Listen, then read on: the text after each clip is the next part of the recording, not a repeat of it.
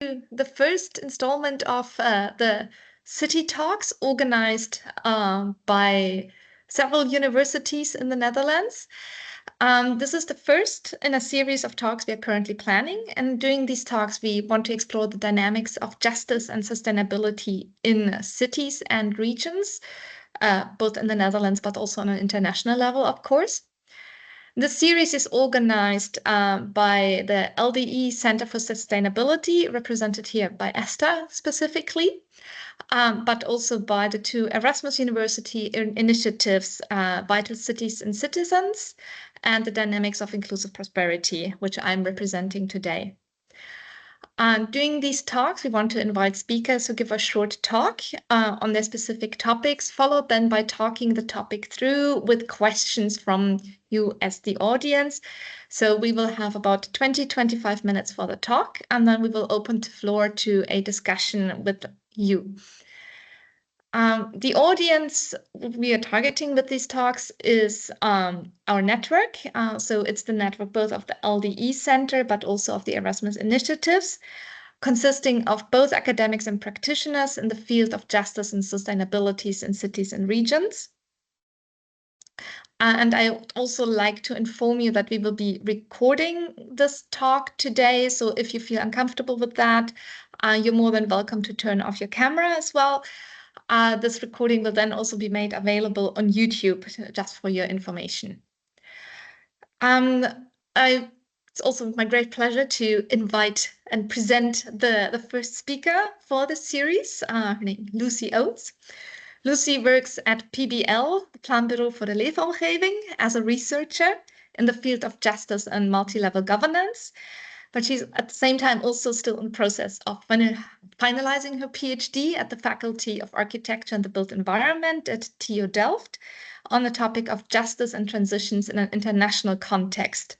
And if you want to say more about your research, you're more than welcome to do so. As I said, you will have about 20 to 25 minutes. Then we will start the discussions.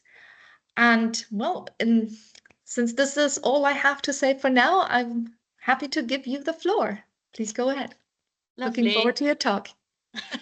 Oh, thank you so much, Anna, for the lovely introduction.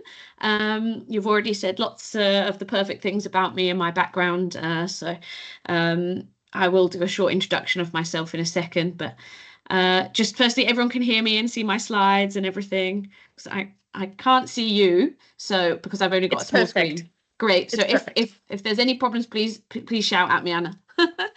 And thank you, Esther, for the invite as well. So yeah, today I'm going to talk about, I'll just give a quick outline of what I'll talk about, and then I'll introduce myself again. But I'm going to talk about global sustainability frameworks, their relevance for cities, and in particular, their relevance for ensuring that urban development is not only environmentally or ecologically sustainable, but also ensuring that it's touching upon much deeper social and economic issues that help us to organize society in a way that's fair for as many people as possible, and ideally for everyone, of course. The sort of theoretical background to this I'll touch upon in terms of just transitions, and I'll also look at multi-level governance, the way that different actors are coordinating to sort of perform a whole of society approach to urban development that tries to bring together sustainable different dimensions of sustainability in the social and environmental spheres. And then I'll give some examples from my own research, a project that was called Frontrunners in Urban Climate Action, mostly from cities from the Global South. So just to repeat again what Anna already said, I'm a researcher. My research is about just transitions, specifically looking at international development policy, and that's at the Environmental Assessment Agency in the Netherlands. That's not urban focused, but that's very justice focused. At the same time, I'm a PhD researcher, and I look at the way that cities bring together social and environmental dimensions of sustainability in infrastructure projects in primarily cities in the Global South, the so-called Global South. Again, that's very justice focused, but there's also the strong urban element there. So just so you understand where some of my comments are coming from today, they're motivated by these sorts of backgrounds. Now, to start with, I just was going to give a quick overview of some of the major global sustainability frameworks. The sort of the guiding sort of storyline and principle today is that, of course, these global sustainability frameworks are the benchmarks for sustainable urban development. They provide an overarching vision for how cities should develop in a sustainable and a just manner. Cities are not the only target group of these global frameworks, of course, but as many people here will probably already be in agreement with me, that cities are both the cause and the solution, the cause of and the solution to many of the global crises that we face today, in that they are responsible for a large proportion, for example, of climate emissions. They also can be the cause of quite severe environmental degradation. But at the same time, cities are hubs of innovation. They're places where lots of action is taking place. And many cities are taking very ambitious action, sometimes even more ambitious than their national governments are enabling them to do, in terms of dealing with climate and other environmental crises. So, in this sense, they're both kind of the cause and the solution to these crises, and are widely considered the place where the battle for sustainability will be sort of either won or lost. So again, these global frameworks are not only relevant for these cities, but of course play out very much in our urban areas, being, for example, the SDGs, the New Urban Agenda, the Paris Agreement, the Sendai Framework, and the Addis Ababa Action Agenda. We're also seeing a rise of city-to-city networks. These aren't global sustainability frameworks in the same way necessarily, but we are seeing the increase in these opportunities for global rather than national or international sustainability action. Things are really happening now everywhere as they should be.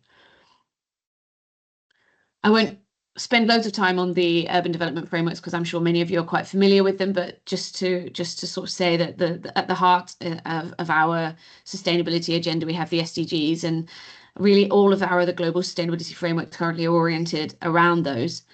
SDG 11, which is the one that's most relevant for, well, it's specifically aimed at developing sustainable cities and communities, is one of the SDGs that's considered to have the most connections with, firstly, with the other SDGs. As you see here, for example, a lot of poverty is in cities, so solving urban poverty would contribute a long way to, or alleviating urban poverty contributes a lot to SDG number 1, for example. Goal number 7, affordable and clean energy. Much energy is consumed in cities, so there's really strong links between SDG 11 and most of the goals.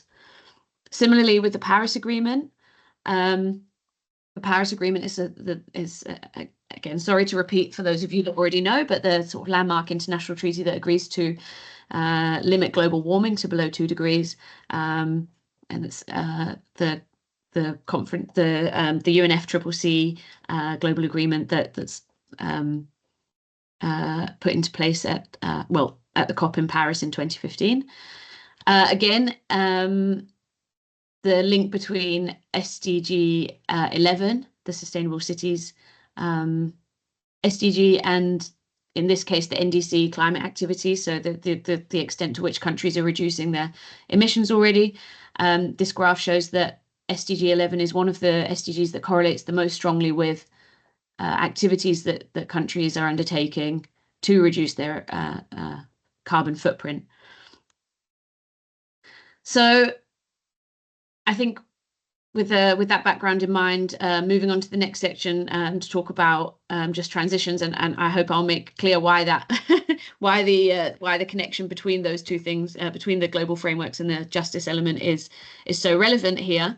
Of course, we're seeing this huge amount of action in terms of making the globe more sustainable from these frameworks and from other arenas.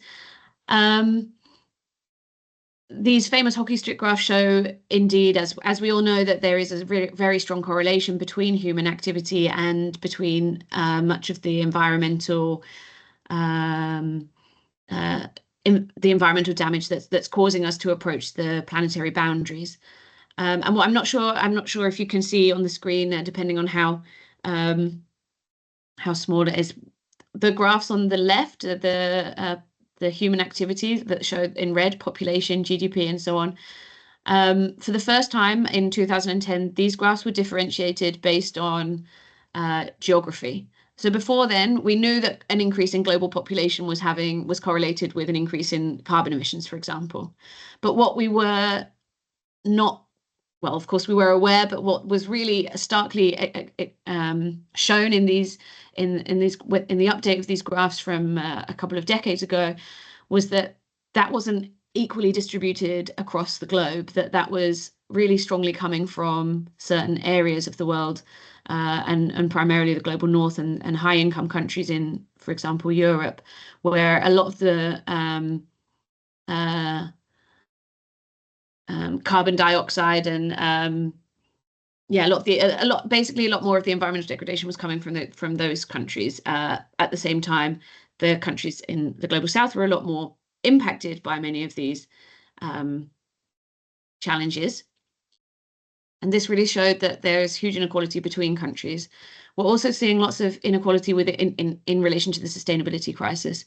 We're also seeing huge amounts of inequality within countries. Of course, it's not just between the global north and the south, for example, and it's not only countries in the global south that are suffering disproportionately at the hands of the climate crisis and other environmental crises, but we're also seeing countries in the north, huge amounts of inequality. For example, those of you in the Netherlands might be familiar with the stikstof crisis discussion, where farmers feel unreasonably or unfairly affected by strict environmental regulation. Similarly, the picture on the left from France, the Gilets jaunes, the yellow vest movement, was huge protests across France in response to a proposed increase in petrol tax, which was, of course, designed with sustainability in mind, in that it intends to discourage the use of private cars. But again, it would be primarily the non-urban elite, in this case, that were affected, and people who were very reliant on this as a form of transport. You know, in this sense, this petrol tax was a spark that created wider protest and wider unrest in relation to transitions that are happening in the name of sustainability. And for these reasons, these sort of global inequalities, but also these more local inequalities, we're seeing the just transitions movement coming back in these global frameworks. So the COP, for example, the Paris Agreement, the SDGs, ultimately all of these frameworks they're primarily aimed at bringing together radical environmental action with a fundamental transformation in the way that we organize our society and our economy, so that we're not seeing the same inequalities we are today. This is just a small graphic to show the rise of the just transitions movement. It's got its origins in the 70s and 80s, where labor unions organized in response to increasingly strict environmental regulation, especially from mining communities, to say, we as miners understand the need for environmental action, but we should not be suffering at the hands of this action. That's where it's got its origins. It's also very strongly rooted in the environmental justice movement, and can be attributed in that sense to the work of millions of indigenous and local peoples all over the world. And nowadays we're seeing this language coming back in these global frameworks. But what is a just transition? For those of you who, maybe you're familiar with the broad scopes of the term, but in general, it's the idea that the ongoing sustainability transition towards zero carbon and towards a more efficient use of resources must also contribute to sustainable human development, and at the same time, the restoration of nature. And the idea of the just transition movement is really saying, well, the transition is inevitable. We are seeing the transition already in place. We're seeing the technology and the innovation that's being put in place to reduce carbon emissions, to address biodiversity loss, to reduce pollution and so on. But what we're not necessarily seeing is, at the same time, that inequality being addressed. We're not seeing that the same pace in that sense. So the transition at the moment is arguably serving the same groups who are benefiting from an unsustainable economy. So this idea is, yeah, the transition is inevitable, but justice is not. And until now, there's been a lot of focus on the way that we can transition to a more sustainable society in terms of technology and innovation and economic sustainability, but much less attention for social and political reorganization. The underlying theory of just transitions, well, to unpack that first, we can unpack justice, the just element of just transitions. It's a very complex term, and while we might agree in principle that the transition should be just, what that means in practice is really difficult, and that's partly because there are many different types of justice, many ways of understanding justice. So, for example, we could talk about social justice or climate justice. We can talk about so that's sort of the arena in which justice might be sought. We can talk about who or what justice should be served to. So is justice for everybody? Is justice for future generations? Is justice for certain groups? For example, low-income groups or women or ethnic minorities? Or is justice for nature itself? Do we afford nature its a legal status and serve justice to nature? And there's also discussions around how justice should be sought.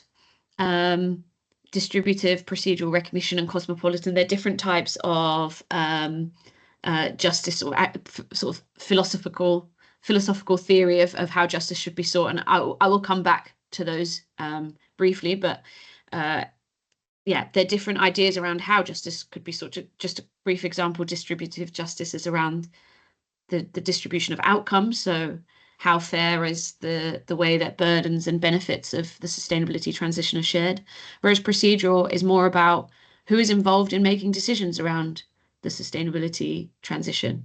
And those two ways of seeking justice could lead to very different outcomes. There are also many types of transition. To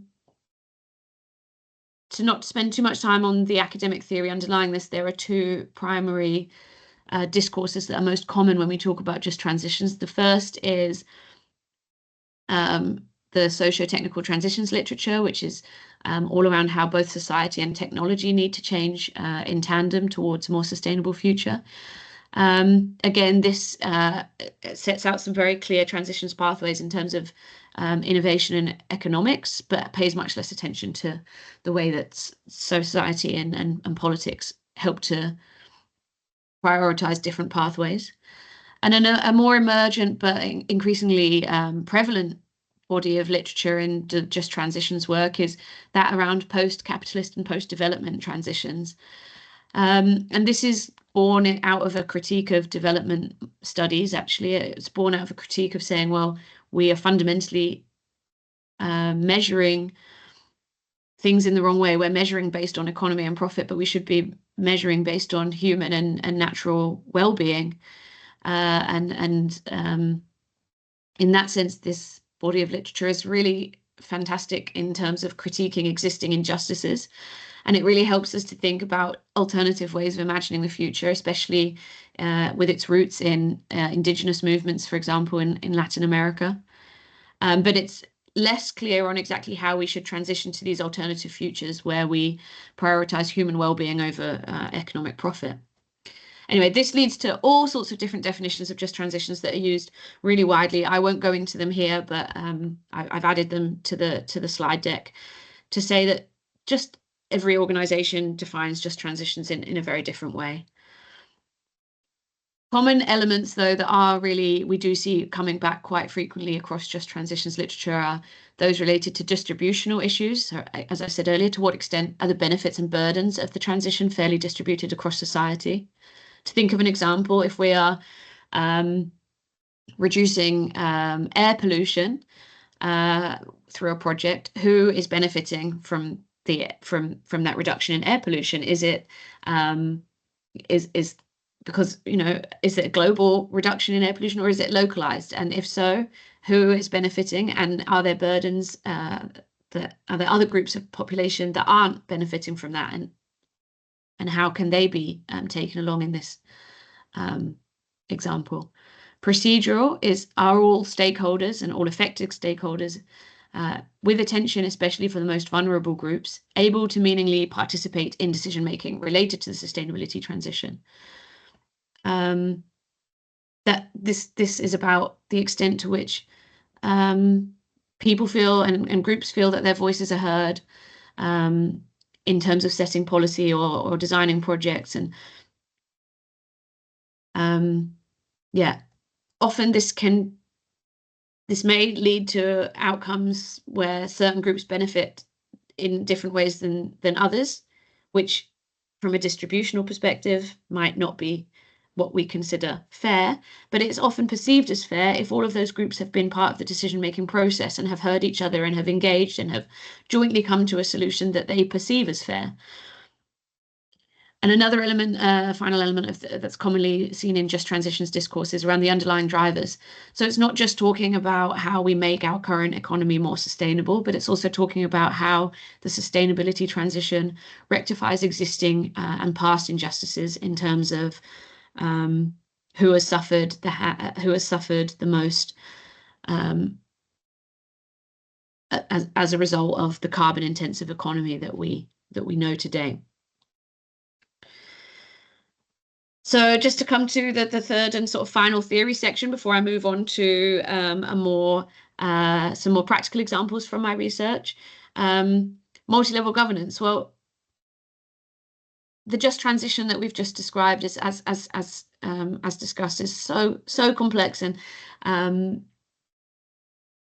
there are so many different ways of perceiving it. There are so many different ways, of course, of then implementing it.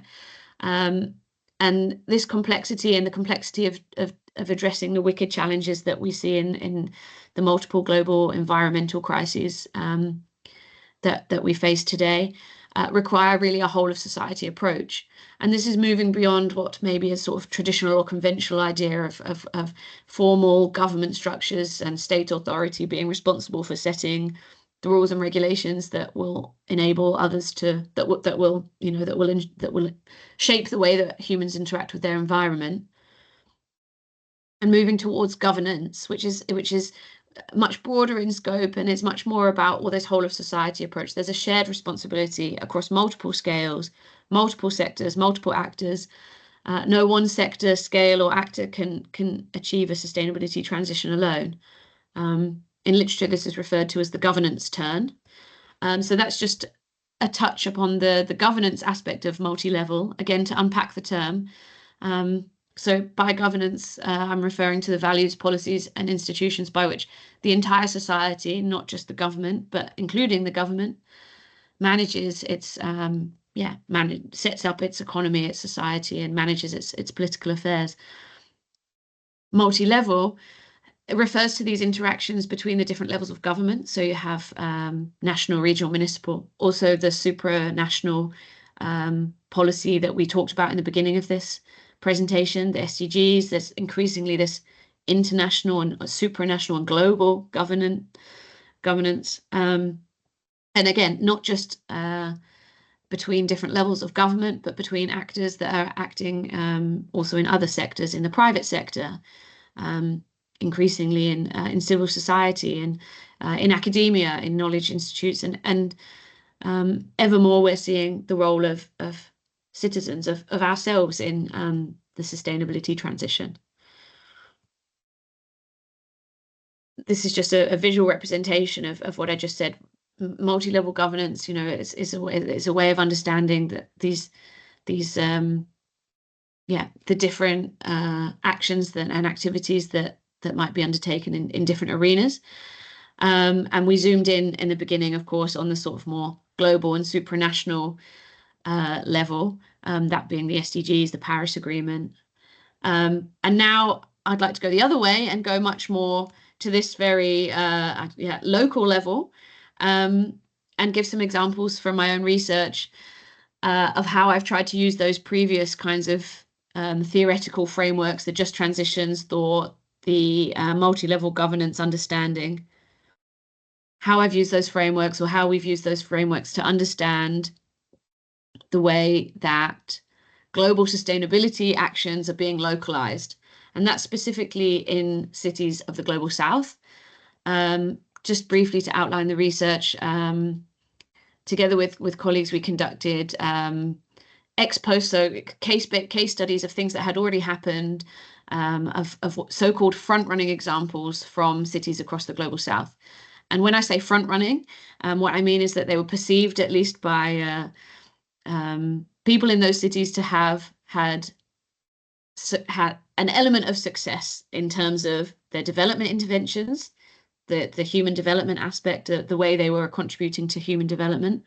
So, for example, through poverty alleviation or contributing to gender equality, or that they had climate success. So in terms of reducing climate emissions, or helping to contribute to recycling goals and reframe the way we use materials. So these examples of front running in that they attempt to bring together those human development and climate action goals at the site of this urban project. The idea of this was that we would try to extract, well, what were the sort of governance conditions that enabled the successful design and delivery of these projects, and to use these to provide national policy recommendations. So we were looking at, through a multi-level governance lens, how can national governments play a role in these multi-level governance frameworks. The case studies, a quick overview of all of the cases we covered. They were from across 5 countries and several cities in each country: Mexico, Uganda, China, India, and Tanzania. I won't go into all of those case studies here, but I have included a link to policy briefs about each of the case studies in case you would like to find out more about those. But I will zoom in on a couple of cases to give you examples of what I'm talking about in terms of bringing together social and environmental goals. The first case I'd like to talk about is SEWA, which stands for the Self-Employed Women's Association. That's a trade union and cooperative of women waste pickers who work actually across India, but were started and is headquartered in Ahmedabad in India. In SEWA's case in Ahmedabad, there are 50,000 members, 50,000 female members in Ahmedabad that work in waste picking. And these were often really some of the poorest members of society, some of the most marginalized. It's frequently women from informal settlements,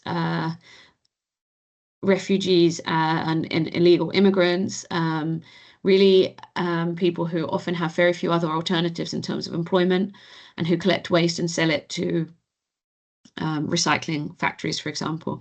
And previously, this is very informal employment. These women were operating independently without any security net. And SEWA is a governance structure by which these women came together to form a cooperative to support each other and to use the power of their voices to lobby for improved working rights, but also to provide each other a safety net. So, for example, they have now communal savings, they have education facilities for their children. And in the early 2000s, SEWA were actually contracted by the city of Ahmedabad to perform recycling activities in a certain area of the city. And what was really successful about that story is that this was a way for the women working at SEWA to have a secure form of employment, a secure salary coming in every month. And this recognition that was afforded by the government went a long way to ensure that their employment was more dignified. The municipal authorities provided materials such as wheelbarrows and protective equipment for the women to be collecting the waste. And the recycling rates in the area in which those women operated went up by 60% and were actually equivalent to those that we see in Rotterdam, for example. So this is a recycling activity that was performed at little or no extra cost to the municipal authorities, but still delivered these multiple human and environmental benefits. But it's not all a success story, because as the city grew, the city council moved towards a privatization of its waste management strategies. And with privatization comes complex tender procedures, and the Sewa women felt unable to compete in those procedures. So they were then eventually locked out and no longer contracted by the city due to this privatization that's moving towards much more technical and economically efficient ways of managing waste. Another case from the waste sector, this time from, how am I doing for time? Yeah, okay. This time from Uganda, from Kampala. Luchakos is a small, it's a much smaller scale than Sewa, which was 50,000 members, but Luchakos is around 20 employees that operate in an informal settlement in Kampala. And they collect waste from the surrounding settlement, which is already significant because, of course, in many informal settlements, there are no formal waste collection services. Think of the bins that we see on the streets in the Netherlands and the collection lorries that come around. That doesn't exist in many informal settlements. So already significant that an organization organizes to collect waste in an area where there are few alternatives to dispose of waste. And Luchakos then processes this waste and makes briquettes, which are then used for household as a household energy source. The environmental aspect of this is twofold. Firstly, in terms of collecting waste, it prevents the waste from building up in waterways, in drainage channels, in the informal settlement. It prevents the environmental damage that comes from the pollution and the pollution associated with that. And the human aspect, of course, is that, well, firstly, it provides jobs for the 20 or 22 employees, but also that it replaces also that the waste and the briquettes are then resold to many people who live in the informal settlement, and it replaces the use of charcoal as a household energy source. It's not necessarily, it's not still necessarily the cleanest source of energy, and there's still lots of indoor air pollution associated with burning briquettes indoors, but it's at least a step. Luchakos was able to achieve its initial success because the local government offered an area of land for them to collect and sort their waste. And this shows that it's not only financial support that can be enabling in these cases, but it can also be non-fiscal, and that can really allow other actors who might not be traditionally those who you'd think of in terms of urban development to participate in just and sustainable activities. Again, not all positive. So just on the bottom here, I have unable to scale. At the moment, Luchakos is still operating, but at a very small scale. And in terms of the machinery that they use, it's not necessarily possible to provide these briquettes on a scale larger than to provide just for the informal settlement. And that's considered problematic by in our current paradigm, because we think, but they need to provide more, and then for a company to be successful, it always needs to be more, and it always needs to be bigger. But it does make you think, well, are we using the right metrics for success? Because in the local context in which Luchakos operates, it is being very successful. Just briefly, two more cases. Sorry, may I interrupt here, because I think we're already way past it's already 35, and I thought that maybe we give some time for questions at this point, if that's okay. Yeah, of course.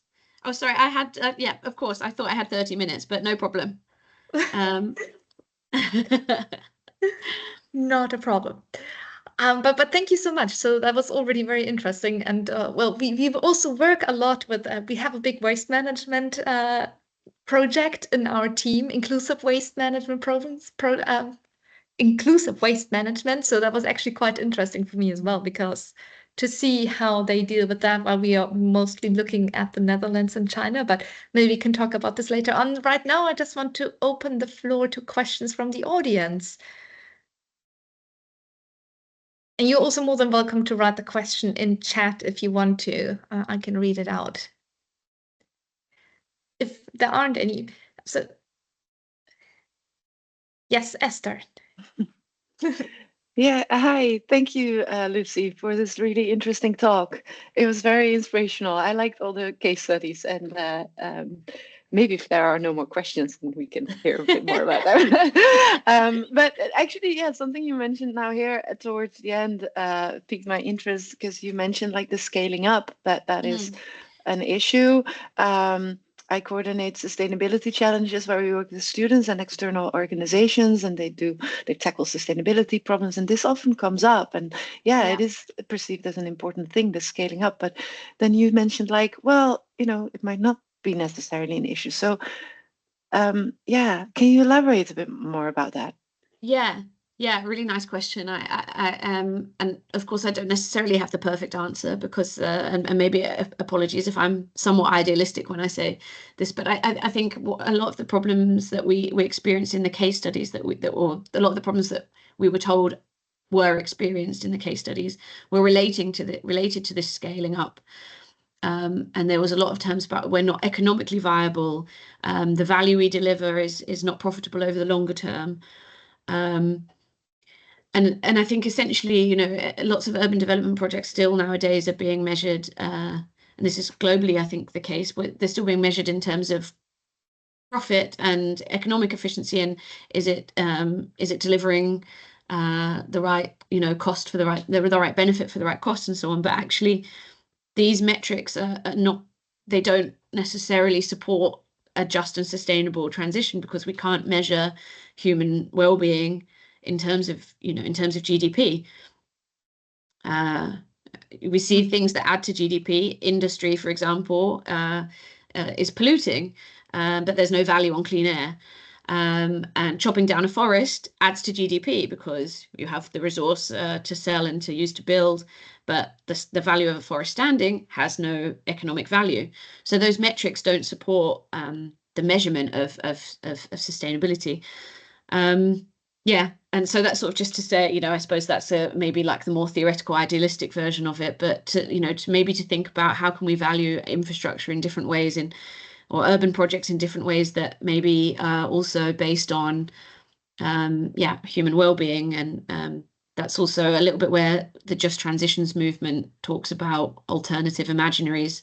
I don't know if you're familiar with, for example, the Buen Vivir movement from Latin America. It's a really interesting, long existing, indigenous movement. Buen Vivir literally translates to the good life. And it's when I say it, it sounds like so much common sense, but it's an organizing principle that says we first ensure that humans prosper in terms of their well-being. We also ensure at the same time that humans and nature live in harmony. And then we talk about anything else. We don't start by talking about profit. But again, it sounds like common sense, and it obviously sounds maybe a little bit of a utopia in some ways, but it's maybe an inspiration for thinking of alternative ways to organize. And then we might not have to talk about scaling up as being the only success measure. Yeah. Yeah.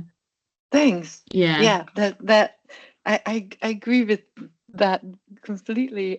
But I like that you said like it seems utopian, but it shouldn't be. No. Yeah. But then the issues that we have are so big, so you always can't help but think like, how can we get there?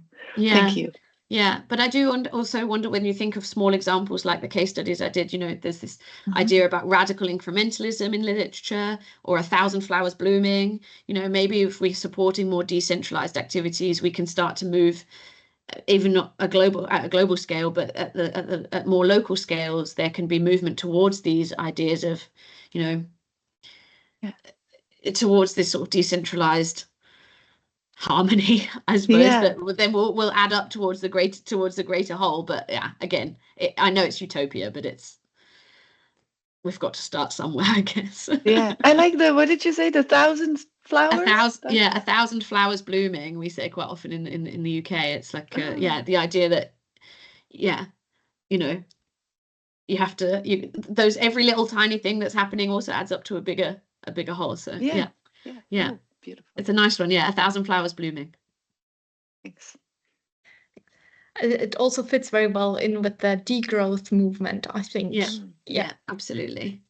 But there's already another question by Charmaine, so please go ahead. Hi, thanks, Lucy, for a very inspiring, actually, talk. My question, I just actually came back from Colombia, Bogota. We had a capacity building training for public services, the National Agency for Public Services Provision. And we talked about equitable public services provision. Introducing the concepts of circular economy and nature-based solutions. And one of the things that actually really also struck me in that training is that I realized that there are lots actually of things going on already in the country, like in Colombia, doing a lot of actually nature-based solutions in their in our case maybe more of a Western nature-based solutions understanding, but in their case there's a lot of things that are going on. And I see that, for example, in your case studies there are a lot of local knowledge and indigenous knowledge that are actually very much not yet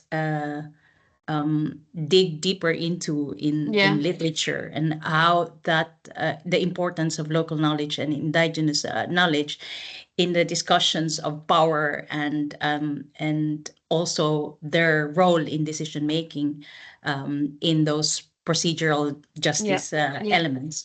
So my comment or my question more or less for you is, in the case studies that you actually also shared, how do you see the role of local and indigenous knowledge in the discussions of just sustainability transitions?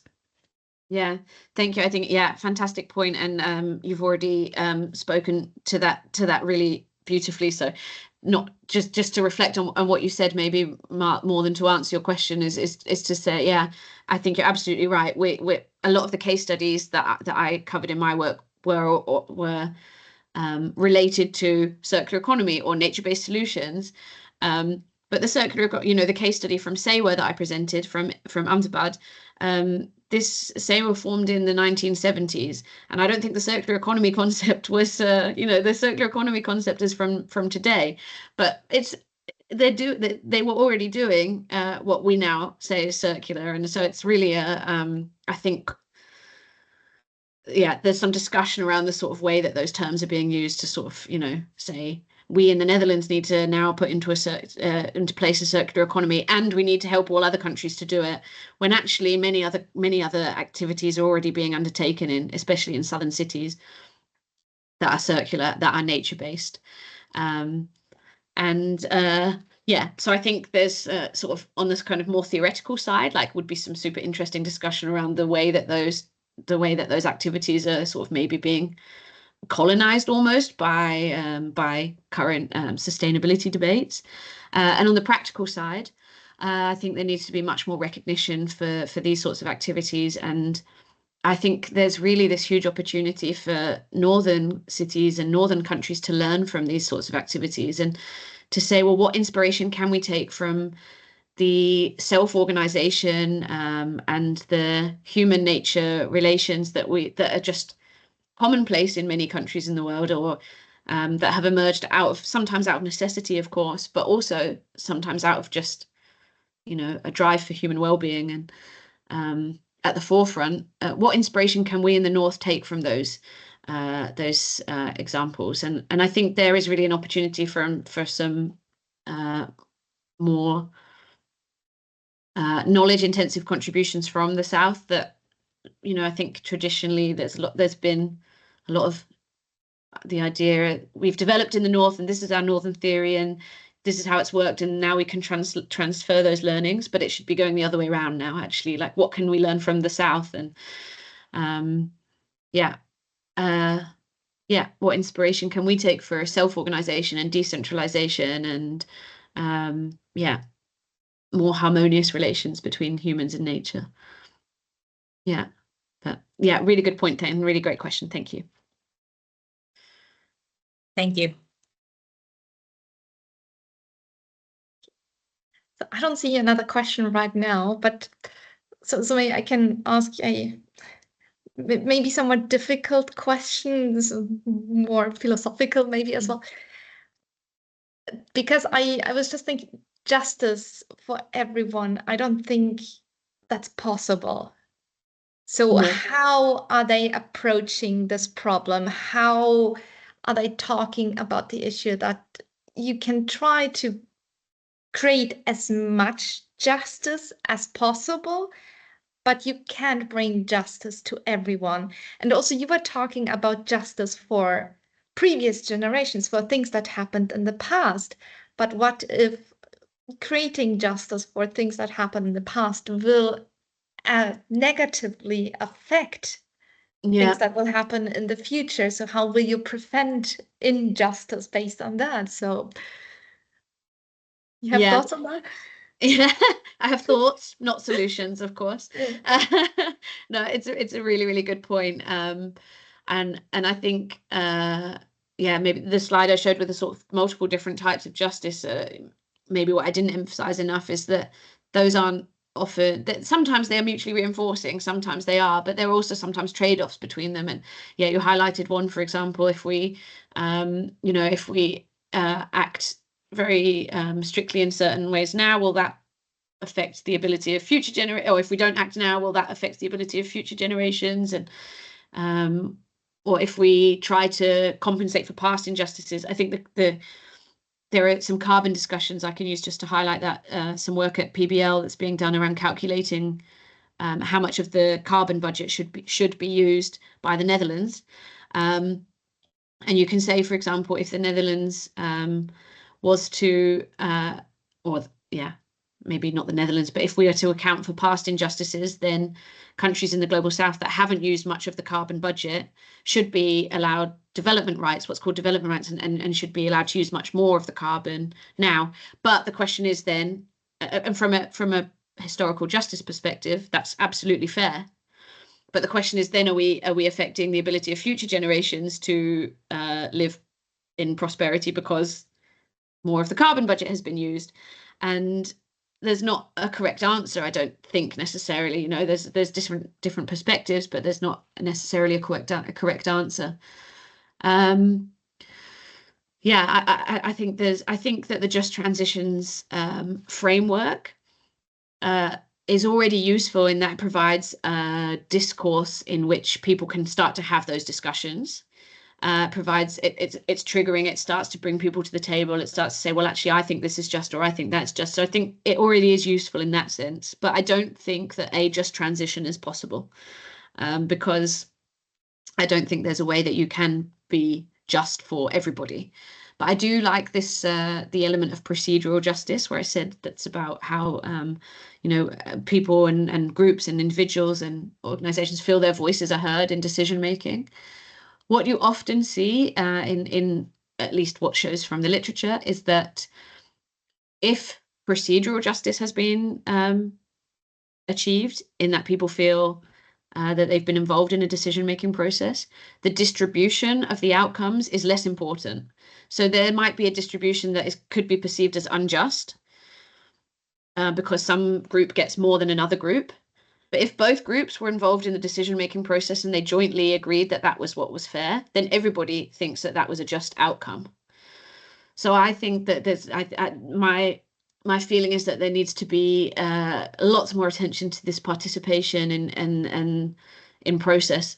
And that doesn't go, of course, at expense of the outcome. There needs to be some form of redistribution of justice in that sense as well. But the procedural element, really, I think paying more attention to that helps to think about how, to move towards outcomes that are perceived by more and more people as just, which is,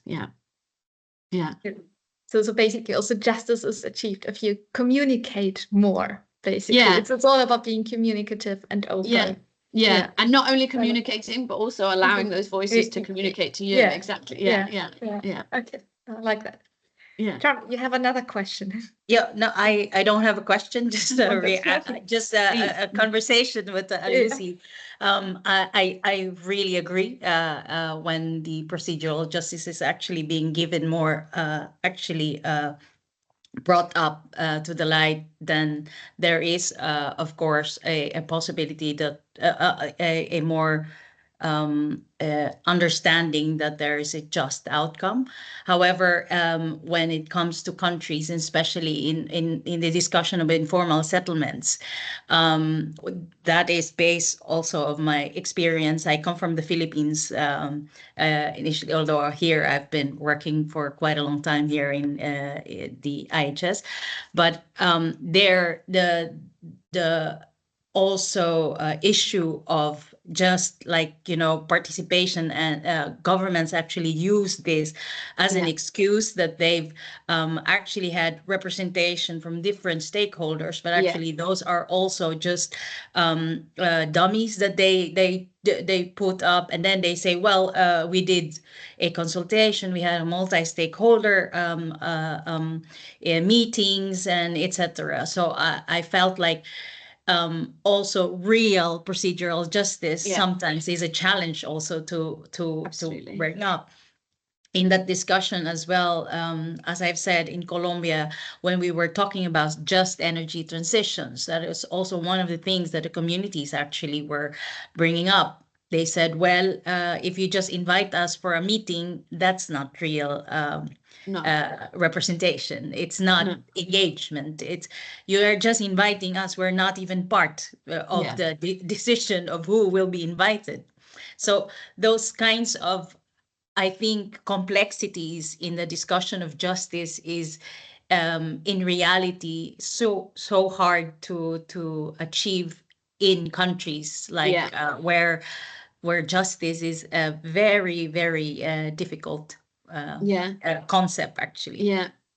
Yeah, absolutely. No, it's a really, really good point. I think often we talk about community participation, but then what is a community? Who is the community? And I don't necessarily agree with my neighbor, so why do I expect an informal settlement? Why do I define that as a community? And it's just it can also be extremely problematic. But again, maybe a utopian vision. But I think exactly as you said, Shame, like meaningful, real procedural justice could be a solution, but how you achieve real, meaningful procedure and engagement in procedure is itself and of course a huge there are challenge. also best practices. There are also, of course, nice stories about real representation, and so far in those researches it really showed how important is stakeholder engagement, representation in the discussion of just outcomes.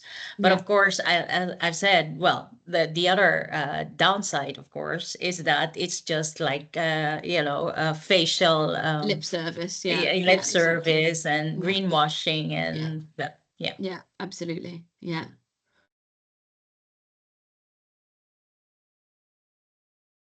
Are there any further questions from the audience?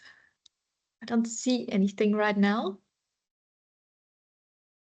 Because then I would like to thank you once again, Lucy. Thank you for having me. That was a very interesting talk. Very nice examples also from what we could see. And thank you for putting them also in the larger framework for the transitions, for the just transitions, to see how these examples actually fit in on which level and what they're targeting. With this, I would like to close this meeting, but we also we will upload the video, the recording of this talk to YouTube as well, so you will always have access to that. And if you want to, Lucy, are you willing to share the PowerPoint via email as well, so we can do that too? Absolutely. Yeah. Great.